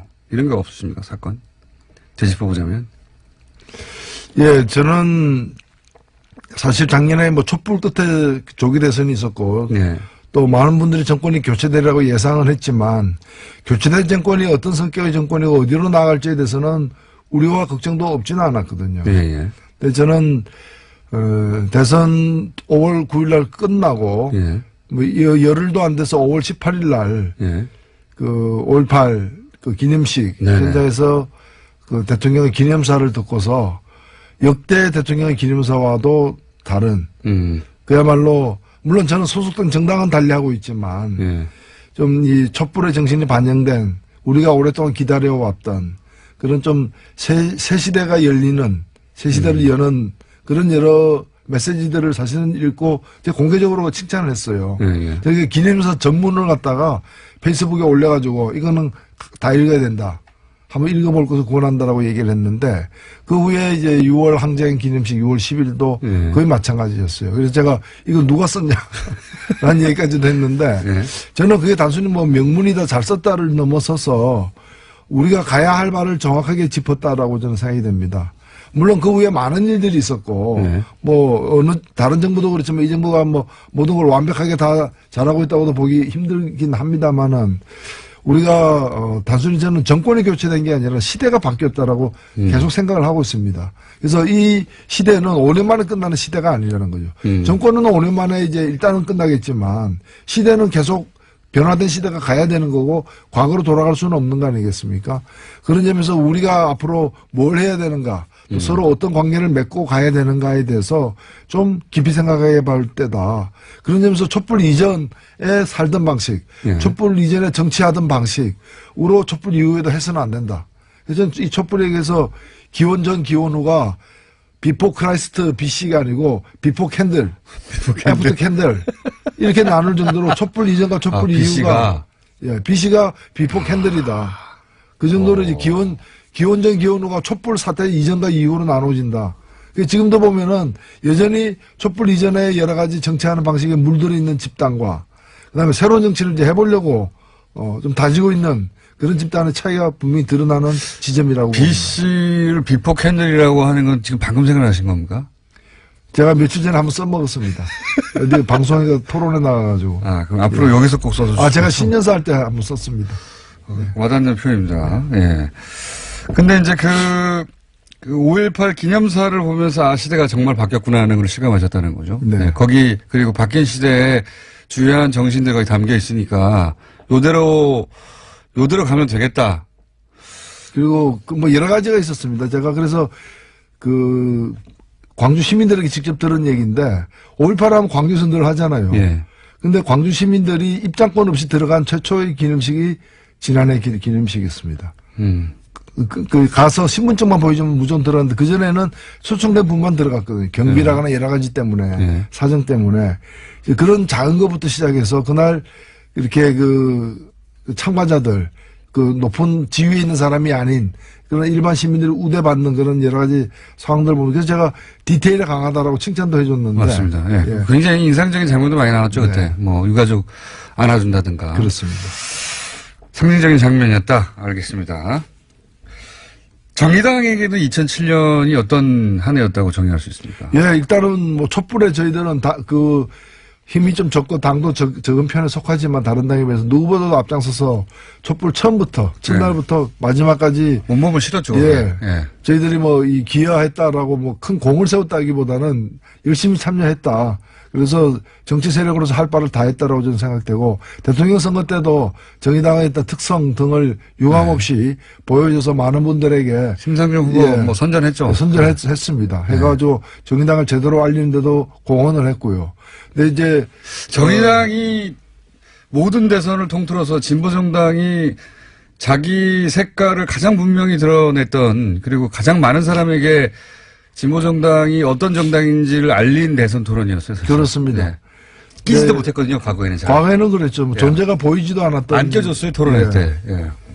뭐 그런 점에서 굉장히 뜻깊은 의미 있는 선거였다고 생각되고 대선 이후에 물론 다른 당들에 비해서 보면은 뭐 그렇게 등락폭이 크지는 않습니다만은 이걸 좀 더 굳히고 더 발전시키는 데 있어서 여러 가지 아쉬움이 많다 여전히. 사실은 뭐 제가 다른 당을 갖다가 이제 비교하기는 뭐합니다만은 낙선한 당들. 예. 그러니까 민주당 이외에는 다 낙선하지 않았습니까? 예. 낙선한 당들은 대선 때 얻은 득표율과 지금 지지율 비교하면 딱 절반으로 다 내려앉았어요. 예. 근데 정의당만큼은 절반까지는 아닌 약간만 이렇게 약간만. 빠진 상황인데 그러나 이런 걸 비교해 가지고 정의당은 덜 빠졌다 해 가지고 그냥 자위하고 있을 때는 아니라고 저는 생각되고 오히려 정의당이 왜 더 못 나갔는가 예. 그런 점에서 대선 이후 국면에서 자기 상품 저래서 정의당이 있구나. 저걸 관철시키기 위해서도 정의당을 좀 밀어줘야 되겠다. 이런 자기 상품을 갖다가 좀 확실하게 못 내놓고 있는 2018년에 그걸 반드시 내놔야 된다 생각하고 있습니다. 정의당에는 노회찬, 심상정 노회찬 두 분의 존재감이 워낙 커서 그게 장점이기도 하지만 그게 한계이기도 하다 이런 얘기도 많이 하지 않습니까? 많이 하죠. 예. 그거는 정의당의 당원들이 다른 어느 당의 당원보다도 열심히 사실 뛰고 있고요. 그게 뭐 개개인이 이렇게 드러나지 않아서 그렇지. 이번에 그 정당 후원금 모은 거 보십시오. 그게 다 당원들이 발로 뛰어서 만들어낸 거거든요. 예. 정당 후원금 1위라고 제가 들었는데. 예. 그래서 뭐 돈을 갖다가 제일 많이 모은 만큼 국민의 마음도 많이 모아가는데 좀 앞장서겠다 이런 뜻입니다. 알겠습니다. 혹시 정의당만의 2018년 지방선거 목표 비밀인데 살짝 공개할 수 있는 거 있습니까 혹시? 비밀이 아니거나 아예? 예, 저는 뭐 정의당이 아직은 뭐 저희가 후보 같은 게 확정되지 않는 상황입니다만은 그래도 지금은 정의당의 지지율이라거나 국민적인 어떤 지지도라거나 여러 가지 볼 때 17개 광역단체장 중에서 광역시도 단체장 예. 중에서 그래도 최소한 한 석 예. 이상은 좀 확보해야 되는 거 아니냐. 그래야 이른바 새 시대가 제대로 이렇게 어딜 노리십니까? 서울시장이요? 뭐 호시탐탐 노리고 있습니다. 대표님 혹시 직접 나가시는 거 아닙니까? 예, 아직까지는 계획이 없으세요? 예, 그렇습니다. 예. 하지만 어떻게 될지는 모르는 거죠? 그건 뭐 저희 당에서 아직 그런 인선 라인업을 아직 안 했기 때문에 네. 예, 모든 것은 열려 있습니다만은 저야 뭐 경상남도에 있으니까 서울시장 얘기하지 마세요. 경상도, 남도 그러면 지사나 거기 훌륭한 분들 많습니다. 훌륭한 분들 많지만 만약에 본인한테 18개 시도지사 광역단체장 중에 한 군데를 골라서 출마를 하면 어디가 탐나요? 일단 저는 뭐 이왕 그렇다면은 2군데 달라고 얘기할 것이고요. 정의당에게. 예. 본인이 한 군데만 찍어서 마음대로 할 수 있다면 예. 서울시장이요? 저도 그 수사도 많이 받아봤고 예. 신문도 많이 받아봤습니다. 웬만해서 잘 안 넘어갑니다.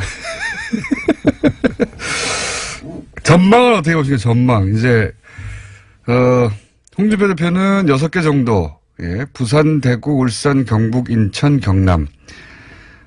지금 현재 이제 자유한국당이 지자체장을 하고 있는 곳이죠. 예. 이곳은 지켜내겠다. 그런데 지금 현재 여론조사상으로는 그렇게 녹록지 않은 상황인데 자유한국당 입장에게 어떻게 전망하십니까? 자유한국당이 탄핵까지 불러일으킨 사태에 대해서 제대로 사과하지 않고 그다음에 개헌이라거나 여러 가지 주요 사안에 대해서 이렇게 선거법 개정이라거나 완고한 태도를 견지하고 있는 건 뭔가 하면은 옛날이야 다시 한 번이거든요. 네. 좀 지금은 힘들지만은 좀 세상이 좀 이렇게 변하게 돼 있으니까 언젠가는 과거의 영화 북위로 돌아갈 수 있다. 그 시절로 돌아갈 수 있다. 그런 제가 볼 땐 착각을 하고 있어요. 저는 시계추는 왔던 자리로 다시 반복해서 돌아가지만은 이번 이 정치의 시계추는 과거로 돌아갈 수 없다. 과거를 만들어냈던 그 자유한국당이 여당 아니면 제1야당으로서 떵떵거리던 그 시절 양강 중에 한쪽 축으로서 떵떵거리는 그 시절은 이미 강물에 흘러서 저 바다로 떠내려간 거고 다시 그 물은 오지 않는다는 거. 그래서 자유한국당에게 이번 지방선거는 다시 원기를 회복하는 원상을 갖다 복구해 나가는 그런 선거가 될 수가 없고 오히려 괴멸해가는 점점 이렇게 힘이 빠져가는 걸 확인해주는 선거가 될 것이라는 점에서 그 6개를 얻어내는 거는 불가능하다. 불가능하다 보십니까? 예, 불가능하다. 그건 다른 나라 가서 그 선거를 치르면 몰라도 한국에서는 불가능하다. 예. 그러면 지금 그 보수 성향을 띠는 정당 중에 남은 것은 바른정당과 사실상 바른정당밖에 없는데 국민의당이 이제 바른정당과 합당을 한다고 하니까요. 네. 그리고 합당은 그 소위 이제 반대파들이 떨어져 나갈 지언정 합당은 되겠죠? 그렇게 전망하시죠? 예, 무슨 소란, 자범, 소음 이런 게 이제 이어지겠지만은 결국에는 뭐 우격다짐으로도 될 겁니다. 그리고 이런 과정에 대해서 선관위나 어떤 법원이 이게 하나하나 이렇게 논리적으로 과학적으로 안 따지거든요. 네. 정당은 정당에서 해결하라. 그러니까요. 예, 보통 사법부는 이런 데 안 끼려고 하죠. 그렇죠. 네. 그래서 아마 이제 그 주류 세력들이 이제 추동하는 방향으로 되긴 될 가능성이 높다 이렇게 보입니다. 그러면 그렇게 해서 탄생하게 될 정당 이름은 이제 아마도 이제 그 국민의당으로 이름이 합쳐지거나 바른정당 이름이 합쳐지지 않고 뭐 전혀 다른 제3당. 이름, 그렇죠. 새로운 이름으로 되죠. 새로운 이름으로 창당하겠죠 아마도. 예. 그러면서 합칠 텐데 그 새롭게 창당되는 당의 지방선거에서 파괴력은 어떻게 전망하십니까? 별로 없으리라 보여져요. 왜냐면은 몇 가지 징후들이 있는데 일단은 두 당이 통합했을 때의 지지율이 두 달 전보다는 많이 낮아진 상태고 네. 지금으로서는 단순 두 당의 지지율 합산보다는 약간 높게 나오긴 하지만은 네. 그리 크지는 않는 것이기 때문에 그 자체로서의 파괴력은 덜하고 그 다음에 이제 선거기 때문에 아무래도 당에 대한 지지율을 넘어서서 후보가 예. 갖는 어떤 파괴력도 되게 중요한데 지방선거는 특히 그렇죠. 예. 예. 그 당의 지지율을 획기적으로 뛰어넘을 어떤 후보들을 어느 정도 보유하고 있는가에 대해서는 지금 뭐 새로운 카드가 나올 수도 있지만 현재의 재고 상태를 이제 점검해 보면은 그렇게 뭐 별 수가 없지 않겠는가 보이고 무엇보다도 선거이기 때문에 물론 이제 지방선거에는 이제 광역 의원, 기초의원의 정당 투표가 있기는 합니다. 그러나 주로 이제 광역단체장이나 기초단체장의 당선자 수를 가지고 또 비교도 하기 때문에 1등이 아니고서 괜찮은 2등. 예. 예를 들면은 성적 나쁜 2등이, 성적 안 좋은 3등이었는데 통합해가지고 성적 좋은 2등이 됐다. 이건 1등은 아니잖아요. 선거에서는 의미가 없죠. 의미가 없죠. 그렇기 때문에 지방선거의 어떤 결과에 매달리는 것은 별로 이렇게 소득이 없을 것이다 이렇게 보여집니다.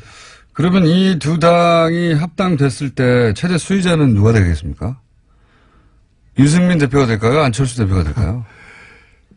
예, 뭐 두 분 다 소외자로도 볼 수 있는데 그 중에서 더 큰 뭐 수혜자는 뭐 유승민 대표다라고 언론에서도 많이 지목을 하는 것 같아요. 하는 것 같은데 아무래도 이제 그 통합된 당이 어느 쪽으로 갈 거냐. 예. 국민의당을 갖다가 외연 확장하는 그런 의미가 더 클 것이냐. 아니면은 바른당이 가고자 했던 길에 예. 그 11명이 외롭게 가던 길에 많은 원군이 합류되는 그래서 보수의 어떤 외연 확장의 길로 갈 것이냐. 저는 후자가 더 가능성이 크지 않느냐는 점에서 애초에 그 길을 갔던 사람이 예. 유승민 대표인 거고 그 안철수 대표는 이제 원래 새정치였지 않습니까? 예. 물론 이제 이제 국민마다 같은 새로운 새정치로 계속 바뀌면서 이제 원래 출발했던 지점으로부터 많이 지금 떨어져 있는 거죠. 그래서 뭐 그런 점에서 볼 때 원래 가고자 했던 길을 일관성 있게 가는 사람이 더 많은 덕을 보고는 통합이 아닌가 이렇게 보여집니다. 저도 이제 그 지점이 참 이해가 안 가는데, 안철수 대표는 본인이 상처를 입고 그 결과물은 왜 유승민 대표에게 안겨주는 선택을 했을까? 잘 납득하기 힘듭니다. 예. 뭐 물론 이제 이 문제를 그 다음 대선을 예. 겨냥한 포석으로 봐야 되는 것이고. 당연히 그렇게 보고. 예, 그런 보이는데. 점에서 뭐 경쟁력에서 자신이 있다는 거 자신감의 표현이라고도 봐요, 저는. 사실 자유한국당의 후보가 없고 예. 또 앞으로 만들어질 가능성이 적고 그리고 이미 있는 후보, 기왕에 기어로웠던 후보 그 범위 내에서는 예. 뭐 자신의 어떤 경쟁력이 앞선다라고 능히 판단하고 있지 않나 이렇게. 그러니까요. 자유한국당에서 떨어져 나오는 분들하고 합쳐서 이제 새로운 보수다, 개혁 보수다 이렇게 표방하는 정당이 되고 그 중에서는 본인이 가장 경쟁력이 앞선다고 생각할 수는 있을지 모르겠지만 이 과정에서 입게 되는 상처 본인이 그것도 계산에 넣어보면 상처 상당히 많이 입고 있거든요. 예. 근데 뭐 정치라는 것은 본인이 결단하고 선택한 것이고 그 결과를 본인이 수용해야죠. 저는 그런 뭐 정치인들, 유력 정치인들이 받는 상처보다도 국민이 받는 상처. 예. 이런 걸 더 우리가 생각해 볼 필요가 있지 않느냐. 이 과정에서 호남의 국민의당을 지지했던 호남 유권자들이 받는 상처도 상당하겠죠. 예. 그러겠죠. 뭐 하도 당이 이렇게 만들어졌다가 흩어지고 쪼개지고 하니까. 만약에 이 반대파들이 떨어져 나온다면 반대파의 규모가 클까요? 아니 남는 사람들의 규모가 클까요? 거의 비슷한 것 같아요. 뭐 거의 비슷해 보이네요. 산술적으로는 19대 국민의당 같은 경우에는 19대 20으로 분류되는데 네. 그러니까 이제 통합 반대파가 20명으로 계산되기도 합니다. 물론 더 자세하게 들어가면 이제 더 이제 분류를 더 이렇게 복잡하게 해야 되겠습니다만은 근데 그 20명 중에는 비례대표도 있기 때문에 교섭단체를 구성할 비례대표는 당장에 나오기 쉽지 않은 출당돼야 되지 않습니까? 예. 그렇죠? 그게 아니면은 나오기 어려우니까 그러면 이제 20명 채우는 것도 만만치 않은 상황이다 이렇게 보여집니다. 김정은 노동당 위원장 신년사는 어떻게 평가하십니까? 예, 저는 이 그 한 번의 어떤 그 화해 제스처, 대화 제스처로 그게 뭐 감격해가지고 마치 이제 대화의 시대가 열리라 이렇게 우리가 속단할 수는 없어요. 당연히 그렇죠. 예, 설 전에 다시 미사일 발사할 수도 있고요. 예. 그래놓고 우리가 뭐 평창 올림픽 기간에만 안 쏜다 그랬지 뭐 이렇게 나올 수도 있는 것이고요. 예, 그렇기 때문에 속단할 수는 없지만 그러나 이것이 몇 년 만에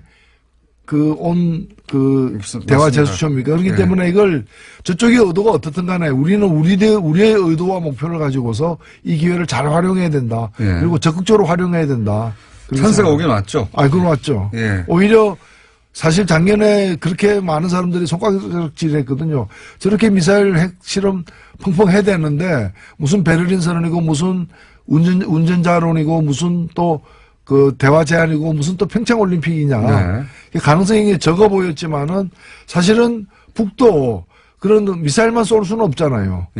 그리고 자기들도 미사일의 어떤 그런 핵 증강의 어떤 대가로 뭔가를 또 챙기려고도 할 수밖에 없는 것이 그리고 올 수밖에 없는 일이 좀 더 빠르게 그리고 좀 더 담대하게 제시되었다 이렇게 좀 극적으로 왔죠. 예. 1월 1일부터 이렇게 직접 김정은 발로 이런 제안이 공식적으로 올지는 사실 공개적인 거니까 모두가 그리고 저쪽의 국가 수반이 직접 이렇게 그러니까요. 올림픽 문제까지 거론하면서 얘기한 것은 하겠다는 거죠. 처음이죠. 예. 게다가 양복 입고 넥타이 메고 서방 언론에게는 그게 굉장히 인상적이었던 것 같아요. 그러니까요. 직접 얘기하고 실무자들이 뭐 예를 들어서 과거 같은 경우는 실무 접촉을 해서 이야기를 좀 맞춘 다음에 마지막에 이제 이 양쪽 정상이 뭐 멘트를 낸다든가 하는데 이번에는 제안을 직접 해버린 거 아닙니까? 공개적으로. 그렇죠. 예. 굉장히 과감한 방식입니다, 사실. 자, 주요한 사람들만 훅 짚었는데 다 지나갔어요. 올 한 해 뉴스공장 청취자들에게 노회찬 원내대표의 다짐 이런 거 한번 촌스럽 좀 해볼까요? 네. 예. 뉴스 공장이 촛불 공장이 되는 그날까지. 촛불 공장. 예. 이 한 번 던지겠습니다.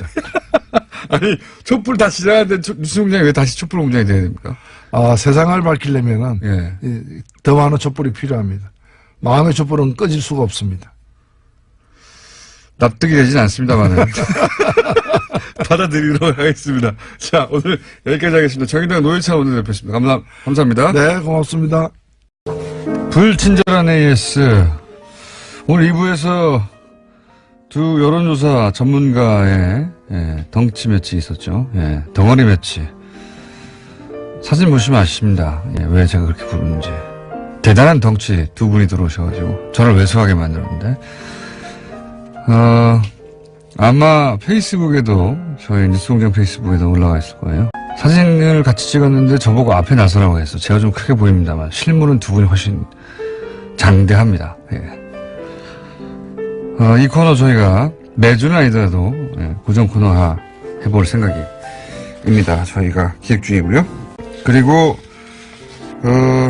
아직도 하와이를 안 보내주는 TBS 사장님에 대한 비난의 문자들이 많이 있네요.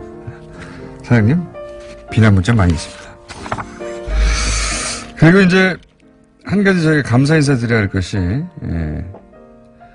저희 TBS 사무실로 배달된 그림이 하나 있는데 동화 작가를 지망하시는 은비님이 이렇게 그림 그려서 보내주시는 분들이 가끔 있는데 그중에서 가장 고퀄리티의 이 사진, 이 그림을 보면 등장인물들을 보시면 그 등장인물들의 어린 시절, 초등학교 시절 얼굴을 상상하고 그리셨다고 하는데 누군지 알 수가 있어요. 들여다보면. 대단합니다. 네. 이 그림도 페이스북에서 볼 수 있는데 다만 저는 초등학교 시절 대단히 날씬했다는 거 저를 지금의 체중을 그리셨는데 저희가 이렇게 따로 소개할 만큼 보시면 감탄할 겁니다. 한번 찾아보십시오. 페이스북에서. 여기까지 하겠습니다.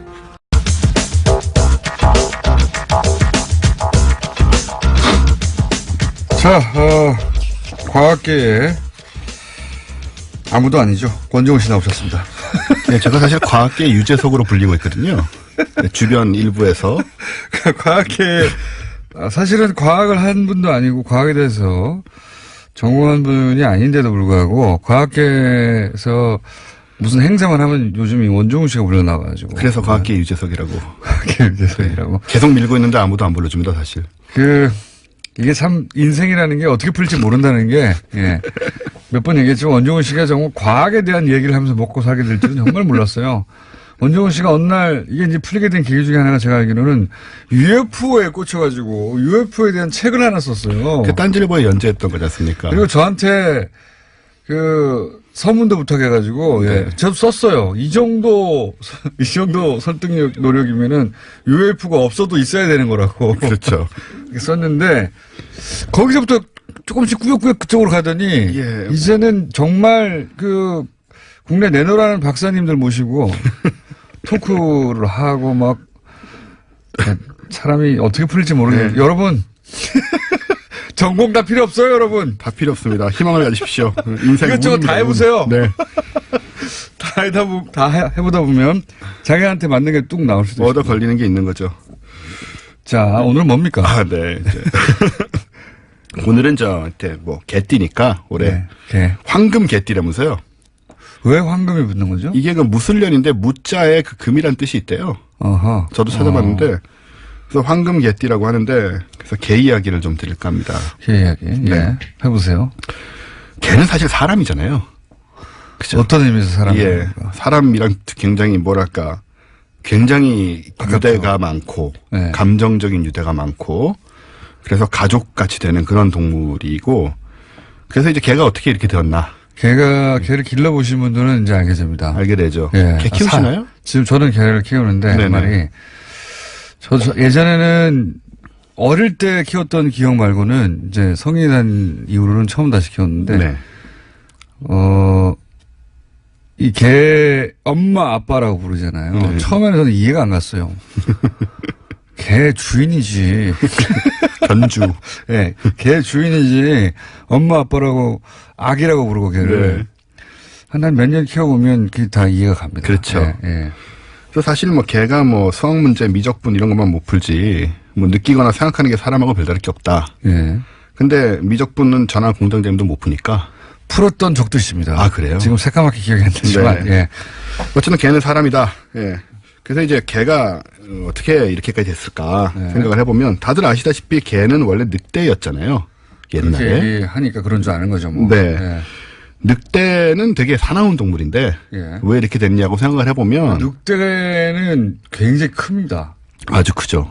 늑대를 개의 크기가 비슷하다고 생각하실 수 있는데 실제 늑대는요 그 성인 키를 넘어가는 어마어마한 크기예요. 네.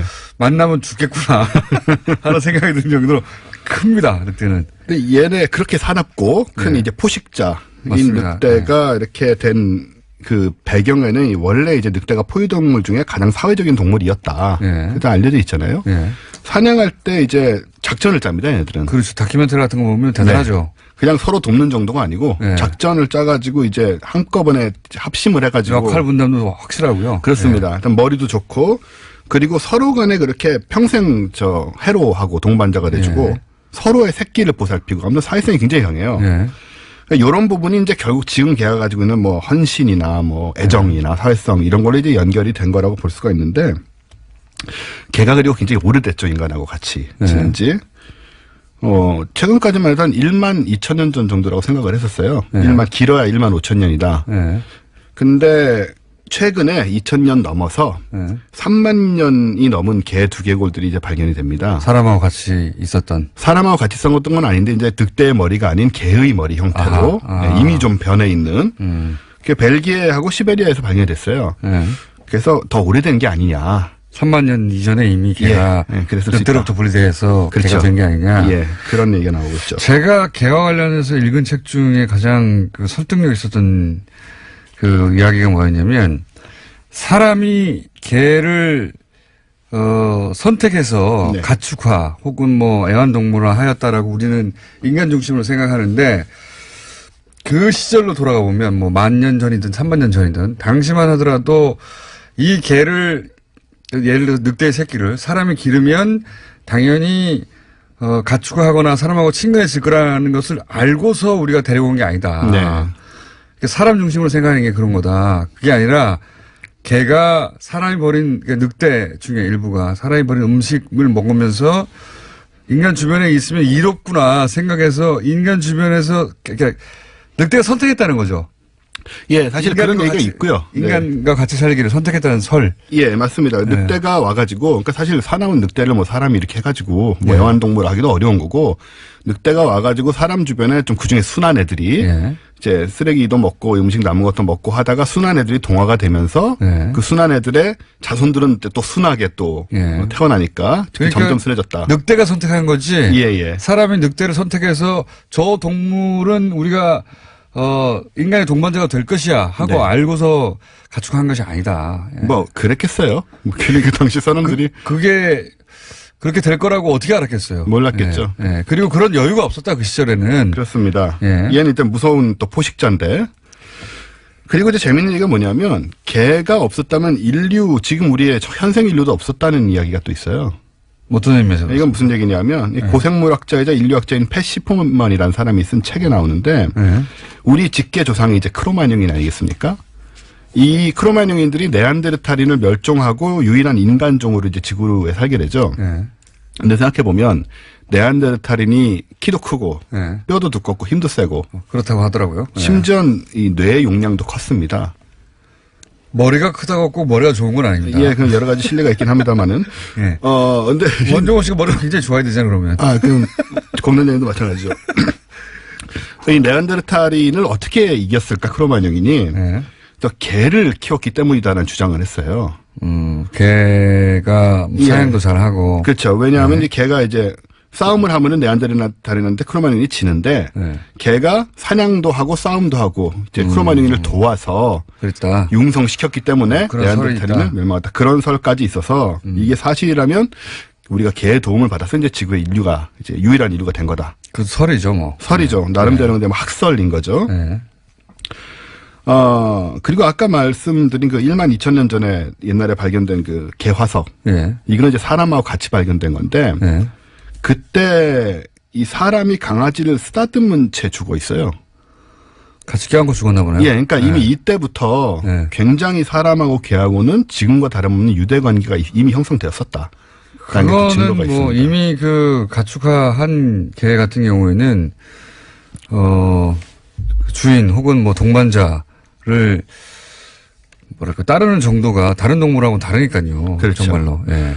개는 사람을 정말 사랑하잖아요. 예. 사랑하는 거 느껴지시죠? 그런 것 같아요. 예. 그냥 본능적으로 사랑하는 것 같아요, 사람을. 자기한테 필요한 걸 다 주니까요. 그게 필요한 걸 안 주는 주인도 따르니까요. 네, 감성이 메말르셨군요. 그 왜 외국 가시면은 소위 말하는 노숙자들 네. 옆에 이제 꼭 개 같이 강아지가 있죠. 큰 개도 있어요. 예, 같이 잡니다. 예, 도망 안 가고. 예. 그게 이제 난방 역할도 하고요. 그다음에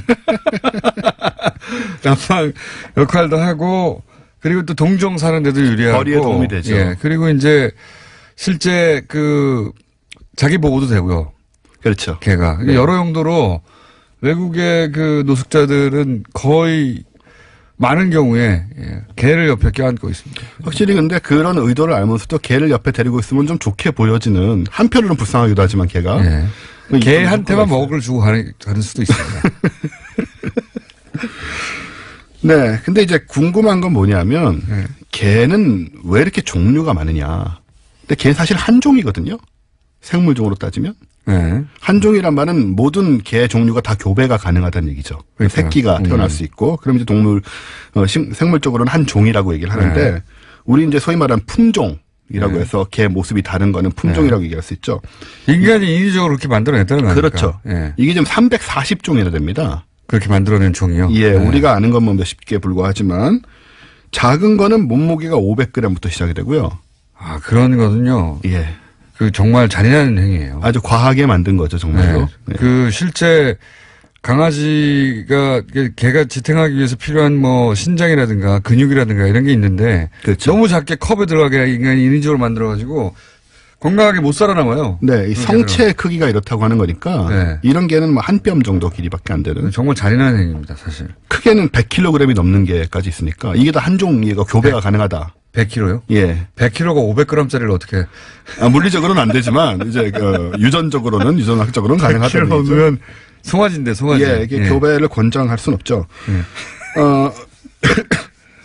이게 이제 아까 말씀하신 것처럼 외형에 너무 치중을 해서 지난 한 100년, 200년 동안 좀 인위적인 교배를 많이 시켰습니다. 특히 서양에서 영국에서 많이 일어났어요. 많이 네. 시켰죠. 그래서 예. 정말 브리티시 불독 이런 경우에는 스스로 교배를 할 수도 없을 정도로 몸 형태가 예. 좀 많이 좀 어긋난 경우고. 그다음에 뭐 그 사람 보기 귀여우라고 막 그 얼굴에 주름을 많이 만들어가지고. 네. 뭐. 그 주름이 겹친 상태에 피부병이 많이 발생을 합니다. 그러니까요. 예. 그리고 이제 잔인한 거죠, 진짜. 얼굴 짧은 단두종 개들 있잖아요. 예. 걔네들은 이제 얼굴이 짧아서 체온 조절이 잘 안 된대요. 얼굴에서 이렇게. 생각해보면 우리보다 되는데. 월등히 지능이 뛰어난 외계인이 인간이 귀엽다고 조그맣게 만들고 막 피부 늘어지게 만들고. 그렇습니다. 피부병 걸리게 만들고 그런 거거든요. 예. 잔인한 거예요, 사실. 그리고 이제 닥스훈트 같이 다리 짧은 개들은 원래 이제 짧았지만 더 짧게 만든 거라 일부러. 보통 이제 다리 4개짜리 개들은 허리 디스크가 안 생기는데 네. 동물들은 이 개는 이제 닥스훈트는 허리 디스크 위험이 항상 있다고 해요. 아, 너무 짧아서. 예, 너무 짧아가지고 이제 진짜 비율이 안 잔인한 거예요. 맞으니까. 그거 못하게 해야 된다고 봅니다, 저는 사실. 사실 요즘 들어서 그냥 문제가 제기가 되고 있습니다. 게다가 이걸 하려면 또 계속 근친 교배를 해가지고 순종을 만들어야 되기 때문에 이제 순종이라는 게 유전병. 어디 있어요? 다 이미 교배에서 만든 그렇죠. 건데. 그래서 유전병의 위험이 생기는 거죠. 근친 교배 때문에. 그래서 우리가 좀 알고 있어야 된다 이런 거를 그런 생각이 들고 그리고 뭐 개 능력이야 뭐 다 아시는 것처럼 후각은 인간의 이게 또 학설이 여러 가지던데 최소한 100배에서 심지어 100만 배에 이를 수도 있다는 연구가 있더라고요. 감은 안 와요. 100만 배가. 100만 배는 어느 정도일까요? 100만 배라는 건 뭘 구분할 수 있다는 겁니까? 근데 마약 아시다시피- 목견들에게 그쵸. 쌓이는 건 아는데. 예, 마약 탐지하는 거가 흔히 알려졌는데 암의 냄새를 맡아서 암을 탐지하는 개들이 있어요. 이 정도 되면 100만 배가 아닐까? 그러니까 정상적으로 사람의 세포에서 나는 냄새하고 다른 냄새가 난다는 것을 그렇습니다. 캐치하는 개가 있다는 거예요? 암세포의 냄새를 맡는 거죠. 실제로? 네, 있습니다. 그래가지고 주인을 구한 개들이 있어요. 오. 주인 몸에 암세포 냄새를 맡아가지고 계속 짖고 어떤 특정 부위에 대해서 핥고 오. 병원에 가봤더니 거기에 암이 있는 겁니다. 이야. 예, 뭐 이렇게 인간을 구하는 개도 있다. 잘 안 씻어서 그런 거 아닐까요? 그 부분, 암 부분을 우연히. 어쨌든 실제 나중에 알고 봤더니 우리 집 개가 계속 그 특정 부위를 핥고 짖고해서 이상해서 병원에 갔더니 거기 암이. 네네. 암이다. 몇 건이 있었어요. 아, 그래요? 예. 오, 대단하네. 그래서 아무튼 개가 이렇게 대단한 동물이니까 참 가족같이 잘 살아보자. 올해. 과거하고 전혀 상관없는 얘기였습니다. 자, 원정원 씨였습니다. 감사합니다. 감사합니다. 안녕!